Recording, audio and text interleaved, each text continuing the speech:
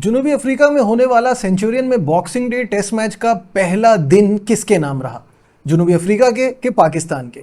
सच बात बोलने से घबराना नहीं चाहिए, ये क्लियरली जनूबी अफ्रीका के नाम रहा। This is Najibul Hasnain, honestly speaking.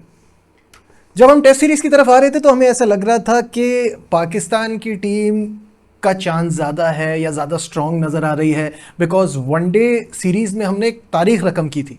दुनिया की पहली टीम बन गए थे जिसने जनूबी अफ्रीका में वाइट वॉश शिकस्त दी। और अपने यहाँ तो हम टेस्ट सीरीज़ में इंग्लैंड को हरा कर आए थे। ऑन पेपर भी देखा जाए तो साउथ अफ्रीका की टेस्ट टीम कोई इतनी खतरनाक नहीं लगती। आई अंडरस्टैंड कि उनके यंगस्टर्स भी अच्छे हैं, उनकी फास्ट बॉलिंग भी तगड़ी है, लेकिन ओवरऑल एक ऐसी साइड नज़र आती है जिसको पाकिस्तान हरा सकता है। आराम से नहीं, लेकिन हरा सकता है। लेकिन आज पाकिस्तान टीम मुश्किल में नजर आई। पाकिस्तान ने किए 211 रन पहले बैटिंग करते हुए और ऑल आउट हो गई, और जनूबी अफ्रीका 82 फॉर 3 है। और पाकिस्तान की अब तक 129 रन की बर्तरी तो फिलहाल बाकी है, लेकिन एक आध अच्छी पार्टनरशिप लग जाए ना तो ये रन कुछ भी नहीं होते। जो मैं आज कह रहा हूं ना कि जनूबी अफ्रीका का दिन रहा, इसकी वजह एक बल्लेबाज है, वो है एड्रियन मार्करम। वो जिस तरह से खेल रहे थे ना, ऐसा लग रहा था कि वो किसी और ही पिच पर खेल रहे हैं। ही स्कोर्ड 47 ऑन 67 बॉल्स, 9 चौके लगाए हैं उन्होंने और बहुत कंफर्टेबल नजर आए हैं। इसके अलावा जो तीनों विकेटें गिरी हैं ना, वो तीनों प्लेयर्स तो डबल फिगर में भी दाखिल नहीं हुए। और टेम्बा बवूमा जितनी देर खेले अभी तक, ही सीम्स अनसेटल्ड, मतलब फ्लो में नहीं नजर आया। टेस्ट के वो बड़े खिलाड़ी हैं, उनकी जो T20 वगैरह की परफॉर्मेंस है ना, उससे उनको जज ना करें। टेस्ट में वो बड़ा अच्छा खेलते हैं और वो अभी तक मुझे इतने सेटल नज़र नहीं आए। तो सिचुएशन कुछ ऐसी है कि पाकिस्तान के दोनों ओपनिंग बल्लेबाज, जैसे कि आप जानते हैं कि अब्दुल्ला शफीक को तो हमने लिया नहीं है क्योंकि उनकी परफॉर्मेंस सही नहीं थी, तो ओपन करने आए इस बार साइम के साथ कप्तान शान मसूद। और मुझे ऐसा लगता है कि उन्होंने मुश्किल वक्त गुजार लिया, नई बॉल को सी ऑफ भी कर लिया, लेकिन उसके बाद पता नहीं अचानक क्या हुआ कि 15वें ओवर की पहली बॉल 14.1 जो डिलीवरी थी, उस पे कॉर्मन बॉश ने पहली विकेट हासिल की शान मसूद की, और ये बॉश के करियर की पहली विकेट है। तो व्हाट अ फैबुलस स्टार्ट। इससे बेहतर एक इंसान क्या चाहता है कि डेब्यू की पहली बॉल पर विकेट हासिल कर ले।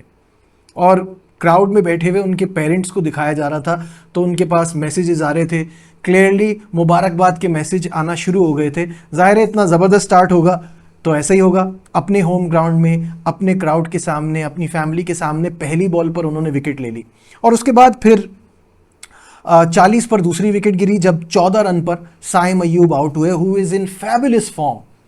बड़ी ज़बरदस्त फॉर्म में है साइम, जैसे हमने देखा इस वनडे सीरीज़ में, इससे पहले ऑस्ट्रेलिया के खिलाफ भी बहुत ही ज़बरदस्त खेल रहे हैं। शान की जहाँ तक बात है ना, तो मैं फील करता हूँ कि जो गैप आता है ना जब आप एक ही फॉर्मेट खेल रहे होते हैं, तो वो थोड़ा डेविस्टेटिंग होता है कि आप अच्छी फॉर्म में भी हो तो भी जाके आपको जो है बीच में नो क्रिकेट एंड अगेन ऐसी कंपेटिटिव क्रिकेट, ऐसी कंडीशन में वो मुश्किल हो जाती है। Not an excuse, but I am saying कि आपको अपना रिदम बरकरार रखना गैप की वजह से थोड़ा मुश्किल हो जाता है। साइम को अच्छी बॉल पड़ गई, पैटरसन की बॉल पर वो आउट हुए, वो तो आज बड़ी ज़बरदस्त निक में थे। बाबर आजम और सऊद शकील जो है वो अपनी गलतियों से आउट हुए हैं। बाबर आजम की तो खैर फॉर्म ही बिल्कुल ख़राब चल रही है, और मुझे एक और बात समझ में नहीं आती, पहले आपने उनको रेस्ट का बोल के बिठाया था या he was out of form.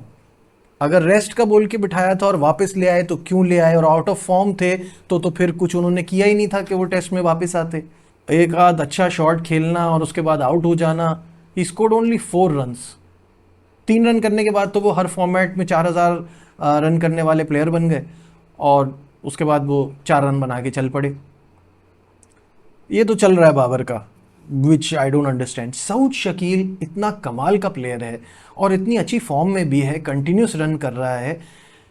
मुझे ऐसा लग रहा था कि शायद ऐसा हो रहा है जैसे वो वनडे के लिए ऑडिशन देना चाह रहे हैं कि मैं तेज़ भी खेल सकता हूँ, देखो मेरे पास ये शॉट्स भी हैं, मुझे चैंपियंस ट्रॉफी के लिए कंसिडर किया जाए। अगर ऐसी बात है तो वो अजीब सी बात है, क्योंकि ये बुरी बॉलों पर अपनी विकेट गंवाकर दोनों गए हैं। पाकिस्तान का 36 पर कोई खिलाड़ी आउट नहीं था एंड देन 56 फॉर 4। ये हमारी पुरानी बीमारी है कि अच्छा चलते चलते बिल्कुल ट्रेन जो है वो पटरी से उतर जाती है।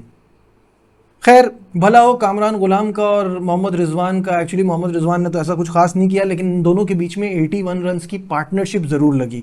Kamran scored a brilliant 50 but he has to stay longer. Wicket पर रुकना उनका बहुत ज़रूरी है। He is a good player with plenty of experience. तो वो जो एक्सपीरियंस है ना, वो अगर इस्तेमाल नहीं करेंगे तो फिर क्या फ़ायदा। आगा ने 18 किए और आमिर जमाल ने 28 किए। फिर a little fight back, a little bit of contribution from the tail, जिसकी वजह से 200 क्रॉस हुआ। अगर आप मुझसे पूछेंगे ना तो मैं आपको ये कहूँगा कि पिच बहुत ख़तरनाक थी और बड़ा मुश्किल हो रहा था खेलना, बट स्टिल 211 यहाँ पे छोटा टोटल है बहुत।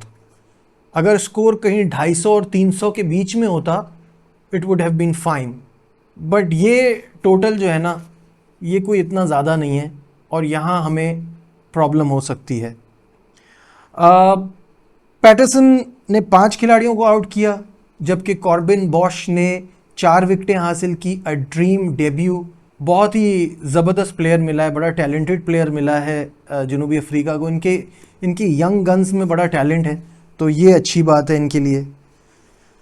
पाकिस्तान को सबसे पहले अब एड्रियन मार्करम की विकेट लेनी है और जल्दी जल्दी बाकियों को भी ठिकाने लगाना है, क्योंकि ये जिस तरह की पिच है ना, यहाँ पे अगर आपके कोई 60-70 रन की भी लीड निकल जाती है तो फिर इससे वापस आना बहुत मुश्किल हो जाएगा।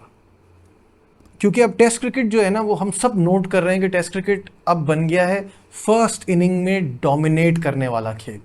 जिसने बाजी मार ली वहाँ गेम पूरा उसके कंट्रोल में आ जाता है। सेंचुरियन में तो वैसे ही कंडीशंस बड़ी डिफ़िकल्ट हैं। अब देखना ये है कि पाकिस्तान टीम किस तरह से सिचुएशन को हैंडल करती है, और जल्दी जल्दी खिलाड़ियों को आउट करना पाकिस्तान के लिए अब बहुत ज़रूरी हो गया है। बट फिर मैं यही कहूँगा कि मैचेस दोनों बड़े मज़ेदार हो रहे हैं।